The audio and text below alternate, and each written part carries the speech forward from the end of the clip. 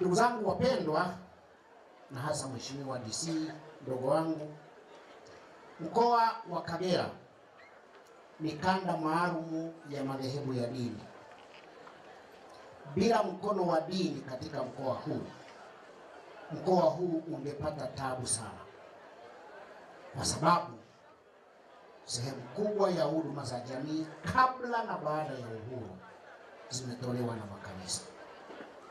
Miradi mikubwa ya kimkakati ya hivi karibuni imetukuta tuko njiani, na sisi tunaikaribisha na kumshukuru Mungu kwamba hatimaye miradi ya mkakati imekuja na tunashirikiana na kanisa katika kuwahudumia wanadamu hawa kiroho, kimwili na kiakili.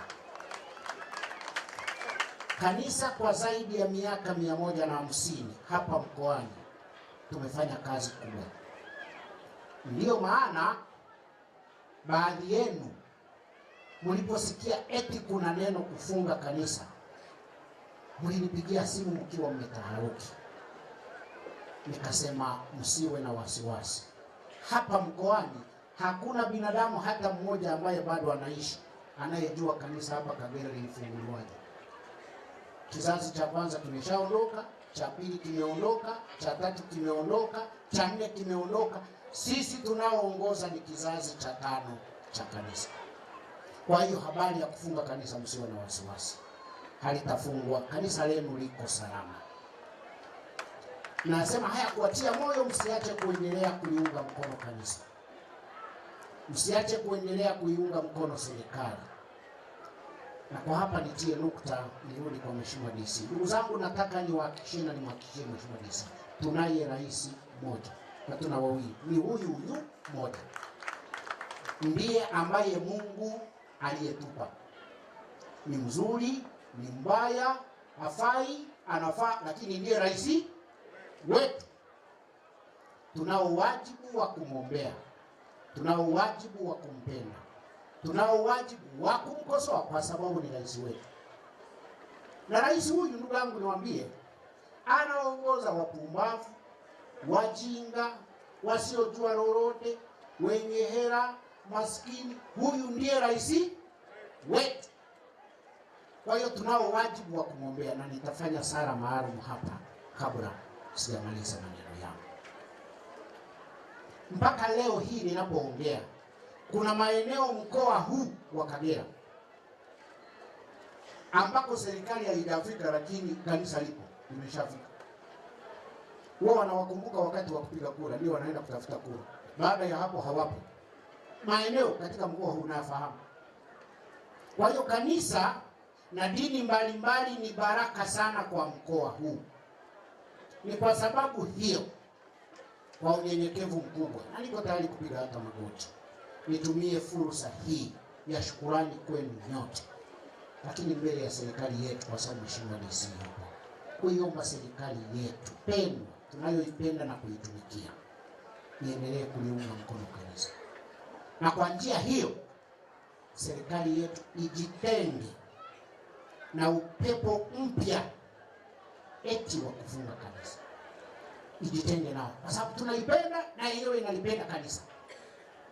Ninaomba hekima itumike na Roho Mtakatifu tunayemwadhimisha leo aendelee kutawala. Hata inapotokea mambo mabaya, unajua kanisa hili kuna maaskofu wajinga kama mimi, binadamu kabisa. Ukiwaangalia, ukiondoa huu tukufu tunaovishwa, ni binadamu wajinga, watukutu, wenye dhambi sawa na mtu mwingine yote. Tunayafanya haya tunayoyafanya kwa neema ya Mungu aliyetuleta. Kwa hiyo hata inapotokea mambo mabaya yametendwa ndani ya kanisa, hekima na mapokeo ya mababa ni kufanya ibada ya kulitakasa kanisa. Yana mengia askofu mpumbavu akafanya jambo ndani ya kanisa, tunaitana kufanya ibada ili kufanya nini? Kulitakasa, hatulifungi. Kwa hiyo niendelee kusisema tena kwa unyenyekevu na machozi mengi, kanisa hili linaongozwa na hao wanadamu wenye mwili na nyama. Dola yetu inaongozwa na wanadamu hawa wenye mwili na nyama. Wote twende chini ya msalaba, tutakaswe na damu ya Kristo, ili taifa letu liweze kuwa na amani. Kama nimewaudhi, naomba mnisamehe, na niko tayari kuweka mikono nyuma yangu hapa, mwenye pingu waje anifunge, lakini kanisa libaki salama. Mimi nifungwe, kanisa libaki salama, kwa sababu tunalihitaji. Nani tungechezea wapi muziki kama huu leo? Muziki kama leo tungechezea wapi? Kwa hiyo kanisa la Mungu liendelee kuhudumia watu, na viongozi wapumbavu kama mimi wakifanya makosa, kamata, funga ndani, sukuma ndani, sukuma ndani, sukuma ndani, lakini kanisa la Mungu libaki salama. Kanisa la Mungu lisifungwe kwa ajili ya upumbavu wa kiongozi mmoja. Pentekoste ni siku ya kufungua kanisa. Mhubiri wetu ametuambia Pentekoste ni siku ya kufungua nini? Kanisa lililokuwa limefungwa kwa hofu ya Wayahudi na Warumi. Pentekoste ikashuka, kanisa likafunguka, ujasiri ukatokea, na kazi ya Mungu ikasonga mbele. Baada ya kuyasema haya,